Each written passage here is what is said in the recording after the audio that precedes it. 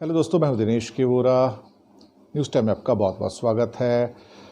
किसानों के बिल के विरोध में पंजाब हरियाणा के अंदर किसान अब आग बबूला हो गए हैं।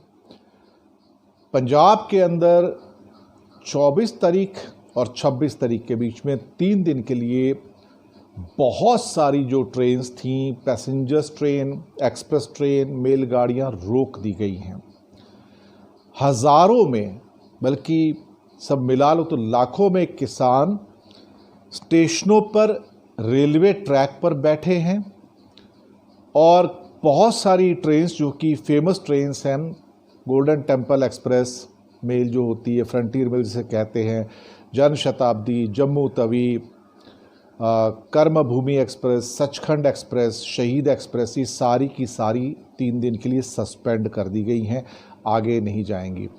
हंगामा धीरे धीरे बढ़ रहा है क्योंकि किसान खास तौर से पंजाब और हरियाणा में जो है वहाँ पर बहुत रोष है, गुस्सा है। भारतीय जनता पार्टी बिल्कुल भी इनसे बात करने के फेर में नहीं है। ज़बरदस्ती करके बिल पास करवाए गए और ये बताया गया कि उनके हितों में है, लेकिन सरकार बात नहीं करना चाहती। अब इसका जो रिज़ल्ट होगा आने वाले दिनों में वो खतरनाक हो सकता है, उग्र हो सकता है और कई बार एजिटेशंस वायलेंट भी हो जाते हैं। उस टाइम बल का प्रयोग करना पड़ता है, फोर्स का प्रयोग करना पड़ता है, लेकिन वो परिस्थिति किसी भी हिसाब से अच्छी नहीं है। लेकिन इसके लिए दोष सिर्फ केंद्र सरकार का है कि उसने बिना किसी स्टेट गवर्नमेंट से मशवरा किए, बिना किसी किसान संगठन से मशवरा किए, उन्होंने जोर जबरदस्ती करके राज्यसभा के अंदर और लोकसभा में बिल पास करवाए।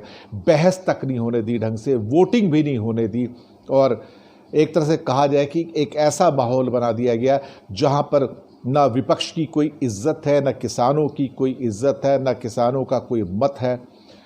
तो ये अब मसला और आगे बढ़ेगा और कहीं ना कहीं सरकार के लिए परेशानी पैदा करेगा ही करेगा।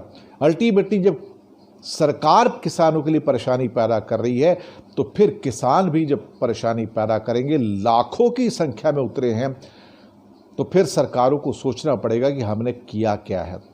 जब लोग भड़कते हैं, गुस्से में होते हैं, तो यकीन मानिए फिर देश का ही नुकसान होता है। लेकिन भाजपा सरकार सुनने की अब बिल्कुल उसको आदत नहीं है, ना ही वो सुनेगी और वो कहीं ना कहीं अपनी जिद पर अड़ी है, अड़ी ही रहेगी, चाहे उसको जितना मर्जी खामियाजा भुगतना पड़ जाए। धन्यवाद आपका।